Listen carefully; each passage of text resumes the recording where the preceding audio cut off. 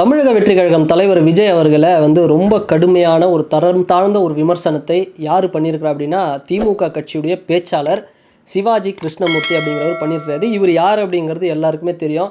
ரொம்ப ட்ரெண்டிங்காக பேசுகிறேன் அப்படின்னு சில விஷயம்லாம் பேசுவார். ரொம்ப நாள் ட்ரெண்டிங்காகவும் இருந்தார். இப்போ அதனால் இவர் பல விஷயங்கள் பேசி ஜெயிலுக்கும் போனார். இப்போ திரும்ப வெளியே வந்துருக்காரு. திரும்ப பார்த்தோம்னா இவருடைய பேச்சு அப்படிங்கிறது அப்படி தான் இருக்குது.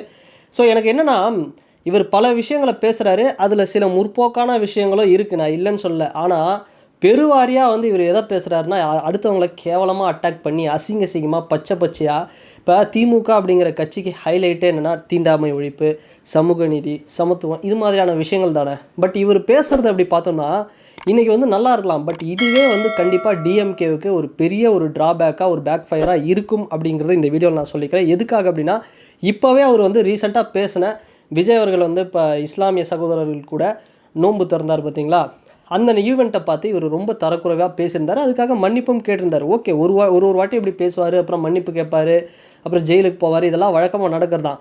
பட் இதெல்லாம் ஏதோ ஒரு வகையில் டிஎம்கேவுக்கு கண்டிப்பாக ஒரு நெகட்டிவிட்டியை ஏற்படுத்தும். இப்போவே ஏற்படுத்தி இருக்குது. ஏன்னா இஸ்லாமியர்களை ஒரு தரக்குறைவாக பேசியிருந்தார், மன்னிப்பு கேட்டார். பட் இருந்தாலும் இவர் பேசுகிறது சில விஷயம். இப்போ திமுக கட்சி என்னென்னா தீண்டாமல் இது மாதிரி விஷயங்களை ஒழிக்கிறாங்க. பட் இவர் அந்த காலத்துலேருந்து இவர் பேசுகிறது என்னென்னா, ஒரு வாட்டி கூட இவர் பேசுகிறபோது இந்த யாரோ ஒரு ஏடிஎம்கே கேண்டிடேட் ஒரு லேடி இவரோட வண்டியில் உட்காந்துருந்தாங்களாம். இவர் வாட்டர் பாட்டிலை எடுத்து ஊற்றி இந்த மாதிரி கழுவுனேன் அப்படிலாம் பேசியிருப்பார். ஸோ இதுவே பார்த்தோம்னா ஒரு ஃபார்ம் ஆஃப் அன்டச்சபிலிட்டி தான், ஒரு தீண்டாமை தான். பட் இவர் இப்படிலாம் பேசிகிட்டு இருக்காரு. ஸோ அப்போவும் அவரை யாரும் கண்ட்ரோல் பண்ணல. நடுவில் குஷ்பு அவங்கள தரக்குறைவாக பேசினார். அப்போவும் பெருசாக கண்ட்ரோல் பண்ணல. பட் கவர்னரை பேசின விஷயத்துக்காக தான் இவர் கடுமையாக இவர் மேலே ஒரு வழக்கு தொடப்பட்டது. இவர் கைது பண்ணாங்க, எல்லாமே நடந்தது. ஓகே.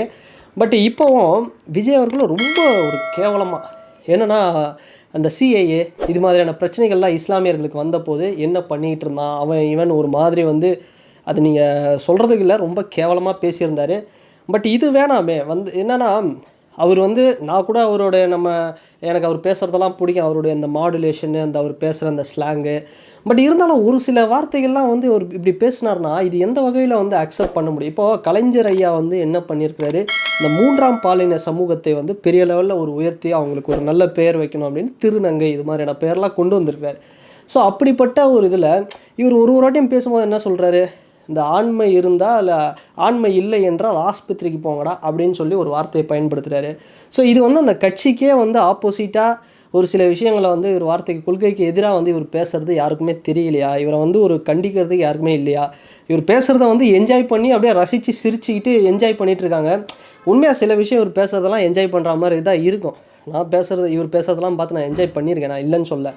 பட் பேசுகிறதுக்குன்னு ஒரு லிமிட் அப்படிங்கிறது இருக்குது. அது கண்டிப்பாக இந்த ப்ளூ சட்டை மாறனாக இருக்கட்டும், இல்லை இந்த மாதிரி சிவாஜி கிருஷ்ணமூர்த்தி இவங்கெல்லாம் ஒரு கடுமையாக எல்லோரும் ரொம்ப கேவலமாக பேசுகிறாங்கன்னா, பின்னாடி உண்மையாக சொல்கிறேன், டிஎம்கேயில் இருக்கக்கூடிய டெப்டி சிஎம் உதயநிதி ஸ்டாலின் அவர்களுடைய சப்போர்ட்டில் தான் பேசுகிறாங்க. அது கரெக்டாக தெரியுது. நான் பேசிட்டேன். எனக்கு அவர் மேலே டிஎம்கே மேலேயோ உதயநிதி ஸ்டாலின் அவர்கள் மேலேயோ ஒரு மிகப்பெரிய ஒரு மரியாதை இருக்குது, நான் இல்லைன்னு சொல்ல. பட் ஆனால் இவங்க இப்படிலாம் பேசுகிறது கண்டிப்பாக ஒரு சொசைட்டி எல்லாருக்குமே ஒரு இரிட்டேஷனை ஏற்படுத்துது. அதை நீங்கள் கண்ட்ரோல் பண்ணணும். அது ஒரு பெரிய லெவலில் என்கரேஜ் பண்ண வேண்டாம் அப்படிங்கிறத நான் சொல்கிறேன். அண்ட் இன்னொரு விஷயம், இவர் விஜய் வந்துட்டார், விஜய் என்ன பண்ணிகிட்டு இருந்தான் இவ்வளோ நாள், இப்படி இருந்தான் அப்படி இருந்தான்னு ஒரு தரக்குறைவாக பேசுகிறாங்களே. எனக்கு என்னென்னா, யார் வந்தால் தான் அக்செப்ட் பண்ணுவீங்க? ஒன்று ரஜினிகாந்த் வந்தால் ஓகே, ரஜினிகாந்த் அவர் இந்த நாட்டை சேர்ந்தவர் இல்லை, அவர் ஒரு மகாராஷ்டிராக்காரு, கர்நாடகாக்காரு, அவர் இங்கே என்ன பண்ண போகிறார், தமிழ் மக்களுக்கு என்ன பண்ணார் அப்படின்னு சொல்லி ஆஃப் பண்ணோம். சப்போஸ் நாளைக்கு இவர் வராருன்னு வச்சுக்கிங்களேன், அஜித்தே வந்தார்னா அவர் என்ன பண்ணிட்டார், அவர் ஒரு வந்தே அப்படி இப்படின்னு சொல்லி ஏதோ ஒன்று ஆஃப் பண்ணுறாங்கன்னு வச்சுக்க. இப்போது இப்படியே ஒருத்தராக வர்றவங்க எல்லாருமே ஆஃப் பண்ணிகிட்டு இருந்தால் இப்போ யார் தான் வரணும்? அப்போ விஜய் ஒருத்தர் தான் இங்கே வராரு, ஏதோ ஒரு நல்லது பண்ணணும், அவரையும் கேவலமாக பேசி விமர்சனம் பண்ணுறது இது எந்த விதத்தில் ஒரு நியாயம்? என்ன சொல்கிறேன், விஜய் இது வரைக்குமே எதுவுமே இந்த சமூகத்துக்கு பண்ணலை அப்படின்னா, பல களங்களில் பல பிரச்சனைகளில் போராடலை அப்படின்னா, 2026 வருது, எலெக்ஷன் டைமில் தாராளமாக அதுக்கான ஒரு ரிசல்ட் அவருக்கு கொடுக்கலாம். பட் அதை விட்டுட்டு வரும்போதே ஒரு பெரிய தடைகளை போட்டு இவெல்லாம் வரவே கூடாது அப்படின்னு சொல்கிறது எந்த வகையில் நியாயம்? அப்போ கடைசி வரைக்கும் ஒரு ஆட்சி மாற்றம் அப்படிங்கிறது மக்களுக்கு தேவையில்லையா?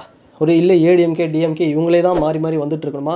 ஏன் ஒரு ஆட்சி மாற்றத்தை மக்கள் விரும்பக்கூடாதா? நிறைய நல்ல விஷயங்கள் பண்ணியிருக்கிறாரு. இப்போ அப்போல்லாம் பேசலை, இஸ்லாமியர்களுக்கு பெரிய பிரச்சனை வந்தது, எவ்வளோ பிரச்சனைகள் வந்தது, விஜய் பேசலை. இப்போ மட்டும் வராருன்னா என்ன ஓட்டுக்காக வராரா அப்படின்னு கேட்கலாம்.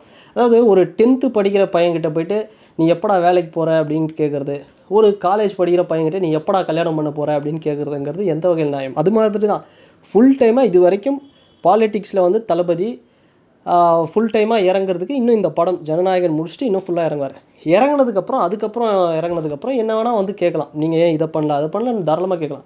பட் இப்போ அவர் வர்றதுக்கு கட்சி தொடங்குறதுக்கு முன்னாடியே நீ ஏன் இதை பண்ணலை அதை பண்ணலை, இப்போது எவ்வளோ அடக்குமுறை, எவ்வளோ ஒரு பவரில் இருக்கக்கூடியவங்க எவ்வளோ அடக்குமுறை இருந்தது, அவரும் கொஞ்சம் அமைதியாக ஹேண்டில் பண்ணார். பட் அதுக்கப்புறம் ஒரு ஸ்ட்ராங்காக ஒரு ஃபவுண்டேஷனை ஸ்டார்ட் பண்ணி அவருடைய ஆர்கனைசேஷனை டெவலப் பண்ணி இன்றைக்கி ஒரு பொலிட்டிக்கல் பார்ட்டியாக வந்து கொண்டு வர. இப்போ வருது அப்படின்னா முடிஞ்சால் வந்து பிடிக்கல அப்படின்னா ஓட்டு போட வேண்டாம். ஸோ அது வந்து ஓட்டு மிஷினில் காட்டலாம். ஸோ அதை விட்டுட்டு நீ வரவே கூடாது, நீ உள்ளே வரவே கூடாது, நீ உனக்குலாம் வரதுக்கு என்ன தகுதி இருக்குன்னா அது எந்த விதத்துலையும் நியாயம். அது வரக்கூடாதா, வரணுமா, வரக்கூடாதா, ஜெயிக்கணுமா, ஜெயிக்கக்கூடாதா அப்படிங்கிறத மக்கள் தீர்மானம் பண்ணிட்டோம். 2026 வந்து தீர்மானம் பண்ணிட்டோம். ஸோ அதுக்கு முன்னாடியே ஒரு தரம் தாழ்ந்த ஒரு விமர்சனங்களை சிவாஜி கிருஷ்ணமூர்த்தி அவர்கள் போன்ற ஆட்கள் சொல்கிறது அப்படிங்கிறது இது வந்து ஒரு கண்டிக்கக்கூடியது தான். ஸோ எனக்கு வந்து நான் உண்மையாக சொல்கிறேன், சிவாஜி கிருஷ்ணமூர்த்தி அவருடைய ஸ்பீச்செல்லாம் நான் ரசித்து கேட்டிருக்கேன், நானும் வந்து என்ஜாய் பண்ணியிருக்கேன். பட் அவர் எந்தெந்த மாடுலேஷனில் என்னென்ன வார்த்தைகள் சொல்கிறாரோ அதை மட்டும் தான் என்ஜாய் பண்ணியிருக்கேனே தவிர அவர் பேசுகிறத மொத்தத்தையும் வந்து நான் என்ஜாய் பண்ணுறது கிடையாது.